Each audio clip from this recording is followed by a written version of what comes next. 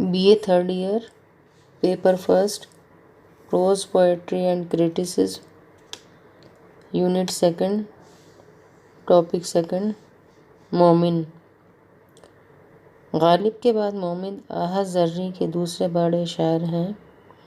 غزل ان کا اصل میدان ہے اور ان کی غزل کا دائرہ حسن و عشق تک محدود ہے، لیکن اس محدود دائرے میں انہوں نے ایسے کمال کا مظاہرہ کیا ہے کہ آج اتنا زمانہ بدل جانے کے بعد بھی اہل نظر ان کی غزل پر فریفتہ ہیں۔ محمد مومن خاں نام اور مومن تخلص تھا۔ حکیم غلام نبی خاں کے بیٹے تھے۔ خاندانی پیشہ طبابت تھا۔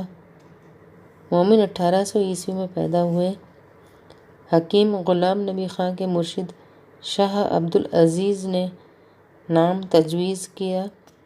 شاہ عبدالقادر سے عربی کی تعلیم حاصل کی۔ طب اپنے والد سے پڑھی۔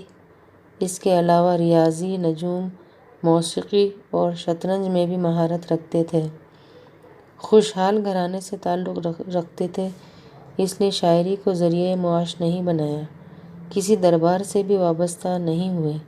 شاہ نصیر سے اپنے کلام پر اصلاح لیتے تھے، مگر یہ سلسلہ زیادہ دنوں قائم نہیں رہا۔ آخر کار مذاق سخن ہی سے رہبری کی۔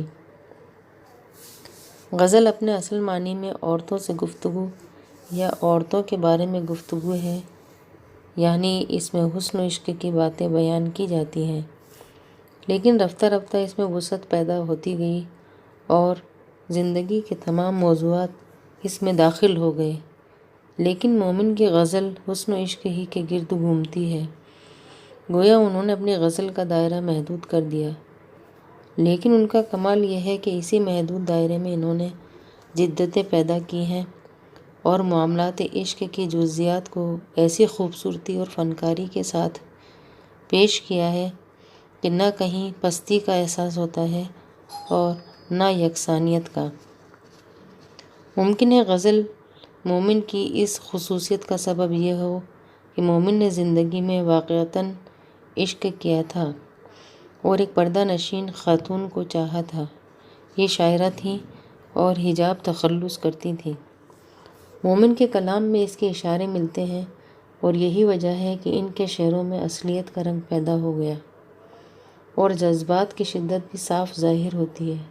مختصر یہ کہ انہوں نے عاشقانہ مضامین ایسے دلکش انداز میں پیش کیے ہیں کہ قدم قدم پر تازگی کا احساس ہوتا ہے۔ اس سے تغزل کی نرالی شان پیدا ہو گئی ہے۔ انہیں تشبیہوں اور استعاروں کے برتنے کا بہت سلیقہ ہے۔ نازک خیالی اور مضمون آفرینی کلام مومن کی اہم خصوصیات ہیں۔ مومن نے اردو غزل میں ایک اچھوتے انداز کی بنیاد ڈالی اور اپنی بات کہنے کا ایک ڈھنگ نکالا۔ وہ اپنے محبوب سے کوئی بات اس طرح کہتے ہیں جیسے اسی کے بھلے کی کہہ رہے ہوں اور اس میں محبوب ہی کا فائدہ مد نظر ہو، لیکن ذرا غور کیجیے تو معلوم ہوتا ہے کہ یہ تو صرف بات کہنے کا انداز ہے، ورنہ فائدہ اپنا ہی مقصود ہے۔ مثلاً اپنے محبوب سے یہ کہنا چاہتے ہیں کہ تم محفل میں چوری چوری میرے رقیبوں کو تو دیکھ رہے ہو، لیکن اس سے تمہاری بدنامی ہوگی۔ اگر یہ رسوائی گوارا ہے تو شوق سے ان کی طرف دیکھو۔ محفل میں تم اغیار کو دزدیدہ نظر سے منظور ہے پنہاں نہ رہے راز تو دیکھو۔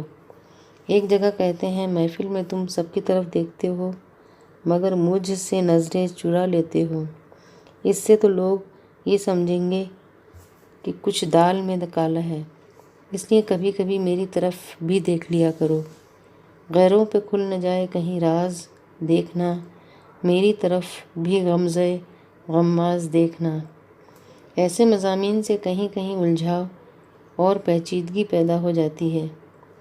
شاعری میں ابہام حسن ہے، یعنی بات کو کھول کر بیان نہ کیا جائے، لیکن ابہام اتنا زیادہ ہو کہ شعر پہیلی بن جائے تو یہی عیب ہو جاتا ہے۔ مومن کے کلام میں اکثر جگہ ابہام کی اس طرح ہے کہ وہ حسن بن جاتا ہے، لیکن کہیں کہیں یہ صفت عیب کی شکل اختیار کر لیتی ہے کیونکہ پڑھنے والے کا ذہن شعر کے اصل مفہوم تک نہیں پہنچ پاتا۔ بعض جگہ یہ بھی ہوتا ہے کہ لفظ معنی کا ساتھ نہیں دیتے، یعنی شاعر جو کچھ کہنا چاہتا ہے وہ لفظوں سے ادا نہیں ہوتا۔ مومن غزل کے شاعر ہیں۔ درباری زندگی اور مداح گوئی کو انہوں نے پسند نہیں کیا۔ بادشاہوں اور امیروں کی خوشامد انہیں گوارا نہیں ہوئی، تاہم ان کے دیوان میں چند قصیدے بھی موجود ہیں اور اپنے رنگ میں خوب ہیں۔ بزرگان دین کی مدح سرائی کو مومن باعث عزت اور معجب نزاعت خیال کرتے تھے۔ احسان فراموشی تو بہرحال عیب ہے اور محسن کا شکریہ ادا کرنا بہرحال شرافت کی پہچان ہے۔ مہاراجہ پٹیالہ راجہ رنجیت سنگھ نے مومن کو ہاتھی عنایت کیا تو شکر گزاری کے طور پر اس کی شان میں قصیدہ کہا۔ مومن نے مثنویاں بھی کہی ہیں، ان میں زندگی کی حقیقتیں بیان کی گئی ہیں، یعنی ان مثنویوں میں زندگی کی سیدھی اور سچی باتیں آسان اور رواں زبان میں پیش کی گئی ہیں، لیکن یہاں بھی ان کی توجہ کا اصل مرکز معاملات عشق ہی ہیں۔ مومن کو علم نجوم میں بڑی مہارت حاصل تھی۔ اکثر حساب لگا کر کوئی بات بتاتے تھے اور وہ عموماً پوری ہوتی تھی۔ تاریخ گوئی میں بھی مومن کو کمال حاصل تھا۔ نت نئے انداز کی تاریخیں کہتے تھے جن میں ظرافت پیدا ہو جاتی تھی۔ موت سے چند مہینے پہلے مومن گر پڑے تھے، ہاتھ پاؤں ٹوٹ گئے تھے۔ اس حادثے کی تاریخ کہی جو آخرکار موت کی تاریخ بھی ثابت ہوئی اور ان کے مزار پر کندہ ہیں۔ دست و بازو بشکست، یعنی ہاتھ پاؤں ٹوٹ گئے۔ کلام کا نمونہ یہ ہے: ایک ہم ہیں جو ہوئے ایسے پشیمان کہ بس، ایک ہم ہیں جو ہوئے ایسے پشیمان کہ بس، ایک وہ ہیں کہ جنہیں چاہ کے ارماں ہو گئے، چاہ کے ارماں ہوں گے۔ تم میرے پاس ہوتے ہو گویا جب کوئی دوسرا نہیں ہوتا، تم میرے پاس ہوتے ہو گویا جب کوئی دوسرا نہیں ہوتا۔